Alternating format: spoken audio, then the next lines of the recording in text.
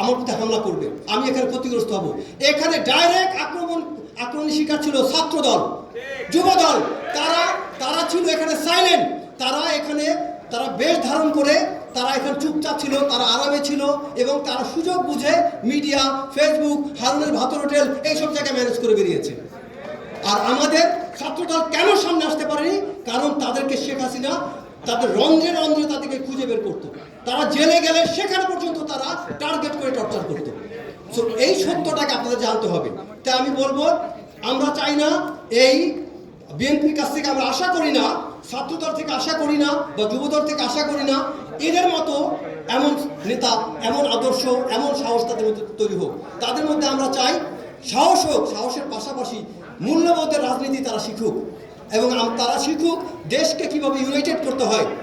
আমরা চাই, we want the unity is the strength. আমাদের বাংলাদেশে আমরা যদি ইউনাইটেড থাকি, এবং আরও একটা বিষয়, বাংলাদেশ জাতীয়তাবাদী দল আমি মনে করি সবচেয়ে বড় একটা এক্সেপশন তৈরি করেছে, সকল শ্রেণী পেশার মানুষকে এক জায়গায় করে এবং তরুণদেরকে স্পেসিফিক গাইডলাইন দিচ্ছে। আমি ছাত্রদল, যুবদলকে বলবো, প্লিজ আপনারা 31 দফা পড়বেন। 31 দফা না পড়ে আপনার তর্কে যাবেন না, কারণ আপনারা অনেকে এখনো জানেন না 31 দফায় কি লেখা আছে।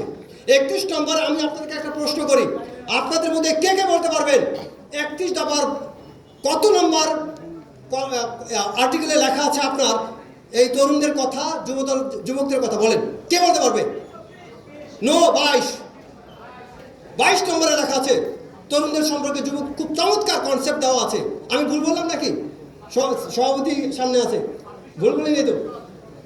সো 31 দফার 22 নম্বরে খুব সুন্দর পরিষ্কার বুঝিয়ে দেওয়া আছে কিভাবে আপনার তরুণদেরকে প্রশিক্ষিত করতে হবে। এবং আরও একটি কথা আপনাদেরকে আমি অনুরোধ করব, বিএনপির সেই ইনসেপশনে যখন জিয়াউর রহমান যে 19 দফা করেছিলেন, যে 19 দফাকে সারা জীবন আওয়ামী লীগ তথা অন্যান্য রাজনৈতিক দলগুলো ভয় পেত, এবং এই 31 দফার সাথে আমি 19 দফার রিফ্লেকশন দেখতে পাই। আপনি যদি খুব ভালো করে পড়েন তাহলে দেখতে পাবেন। সো আমি আশা করব আপনাদের সবার কাছে যে আমরা, এবং পরিশেষে লাস্ট একটা কথা বলবো, আমরা সবাই অনেক জায়গায়, আমরা অনেক ক্ষেত্রে আমরা শহীদ প্রেসিডেন্টের নাম নেই। আমাদের একই সাথে খেয়াল করতে হবে যে একজন খুনি জিয়া আছে, সেই জিয়ার নাম নিতে গেলে আমরা জিয়াউল আহসান বলবো, আর যখন আমরা খুনি শব্দ বলবো তখন বলবো খুনি জিয়াউল আহসান। কারণ জিয়া বলতে একটা ব্র্যান্ড, বাংলাদেশের একটা ব্র্যান্ড হচ্ছে জিয়া।